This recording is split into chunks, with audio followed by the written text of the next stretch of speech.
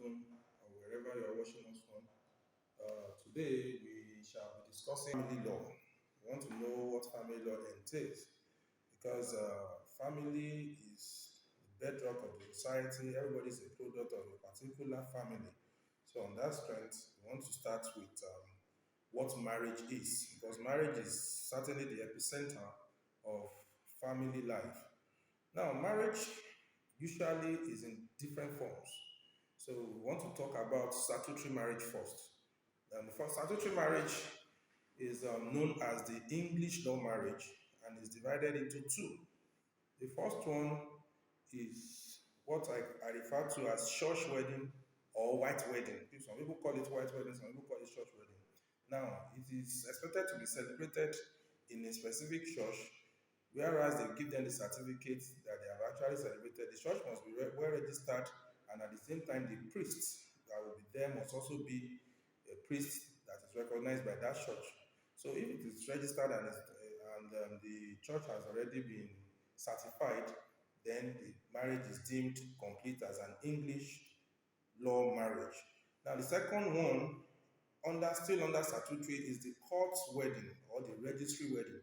So some people might not necessarily have to go to church; they might just register. They fill a particular form, and so they put the caveat there in the registry. And so after about a month or two, then they can now celebrate the marriage, and the certificate will be issued to them in that regard. So that is that about statutory marriage. Another form of marriage that we have is customary wedding, customary marriage. Now, the customary marriage varies from locality to locality. Like, for example, in Yoruba has a special way of doing their own customary marriage, which is known as the Dano. Igbos have theirs and stuff. So, that is when they give the list, the number of tubers of yam to expect, number of things to do, and then the bride price. Having said that, it is a form of valid marriage on its own. And we also need to add that statutory marriage is, like I said before, is an English law marriage, but this one is customary to us. It's our thing. But some people do it, they still continue to do both the customary and at the same time the statutory. That one is known as double decker marriage. They want to deck it up with the statutory. Now, another third form is that of Islamic. Some people are very religious and they want to believe that that's the form of marriage they want to do. And so when they contract that type of marriage, it is called nikah. They do it in such a way that witnesses will be there. Then they will bring an Islamic cleric who is going to preach and give sermon. And at the end of the day, they exchange their vows and it is deemed completed. Now, if for adventure people are tired of the statutory marriage and they want to dissolve it, they want to go their separate ways for reasons that that varies, that has contracted statutory wedding wants to divorce, then we can talk about section 15 sub 2 from paragraph A to H. Those are the grounds. The grounds and the fact that must be proven before a reasonable court would grant such a dissolution because there is sanctity of marriage. If you have contracted marriage in Nigeria, they don't expect you to just divorce it anyhow. So number one of it is if there is lack of consummation. Some couples they will get married, they will not consummate by not trying to have children. They will not. They might be using pills. Some of them might have erectile dysfunction and some other lot of problems in that regard. So that alone can bring about the solution of a statutory marriage. Then the subsection B of that same section 15 sub 2 is saying that if there is adultery, in fact, as a matter of fact, that is very rampant in our society today. We see situations whereby a married man will go ahead to start sleeping with another person's wife somewhere else. That one alone, if it is well proven before a court of law, the courts can easily divorce them on that ground. Then the type of court they need to approach is the high court of a state, not necessarily the type of the state that they contracted the marriage. It could be anywhere, it could be any of these state high courts within Nigeria. That's that about that. We also have desertion, we have living apart, and lots more like that. So those are the things that can be used to to dissolve a statutory marriage. Now, customary marriage too can as well be dissolved when through a judicial process and non-judicial process.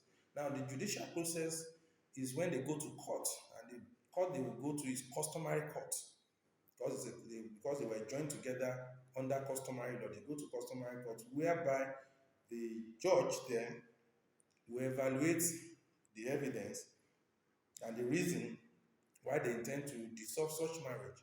And so, aside the judicial one, the non-judicial one is through the return of bride price. The man might decide to take the kitchen utensils of the woman out, and so the dissolution under customary law is deemed complete in that regard. Islamic law too has a way they dissolve it, and part of how they can dissolve Islamic law is when the husband shouts talak 3 times. Now, the Islamic scholars have already told us that the talak is not supposed to be continuous. You can shout talak once and then still decide to admit the woman after the woman must have apologized and turned a new leaf. But when you say the third time, that means the marriage is broken down irretrievably. The woman will have to go back to their father's house.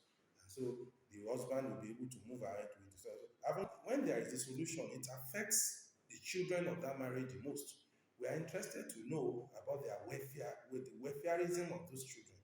Now, the court looks at it that when the divorce happens like that, the best interest of that child must be protected. For instance, if the mother is the one that has more money and that will pay attention to that child, the court will have to give her the custody of those children, notwithstanding whether the husband too is seeking for the custody of such children. The same thing applicable at the customary law, and the same thing would also be applicable under Islamic law. So these and many more are things that family law centers on. Now, like I said, it is sui generis.